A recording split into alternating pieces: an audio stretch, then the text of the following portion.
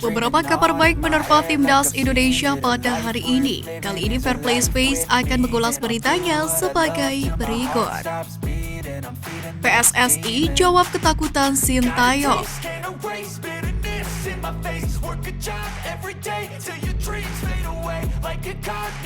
Dalam sebuah podcast, Sintayong heran sekaligus mengungkapkan keluhan mengenai banyak pemain Timnas Indonesia yang hanya menjadi pemain cadangan di klub masing-masing. Bukan hanya di Timnas Indonesia level U19 dan U23, di Timnas Senior pun ada pemain yang menjadi cadangan.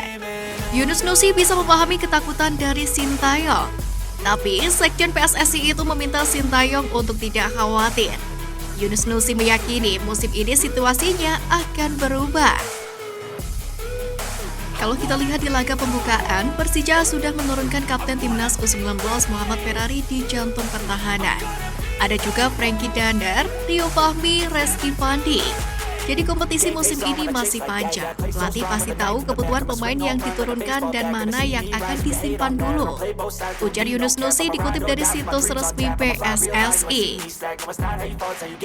Keyakinan Yunus Nusi itu muncul karena musim ini bukan hanya Liga 1 yang akan bergulir, di mana PSSI juga akan menggelar Piala Indonesia.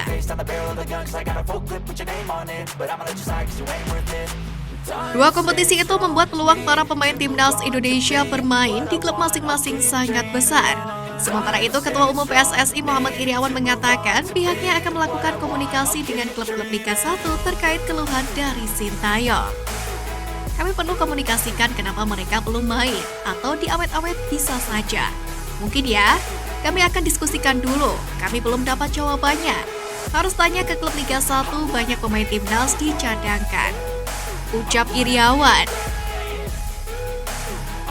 Jepang, Korea Selatan, dan Cina dukung Timnas Indonesia gabung EAFF. Jepang, Cina, dan Korea Selatan memang bisa saja mendukung kepindahan Timnas Indonesia ke EAFF.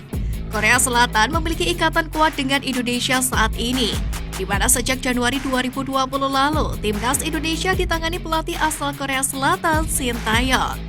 Di mana berkat bantuan dari Sintayong, Timnas Indonesia lolos ke Piala Asia 2023 dan naik 20 peringkat di ranking FIFA hanya dalam kurun waktu 9 bulan.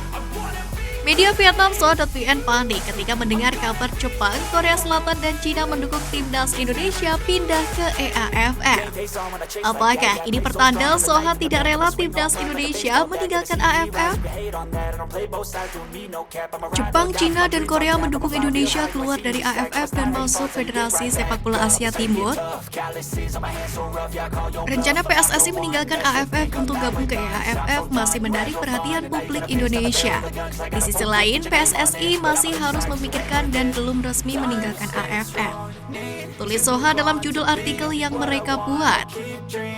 Terakhir ada Cina. Saat ini Presiden EAFF adalah Du Zhaochai yang berasal dari Cina, di mana Du Zhaochai tentu tak akan berpikir dua kali untuk menerima Timnas Indonesia.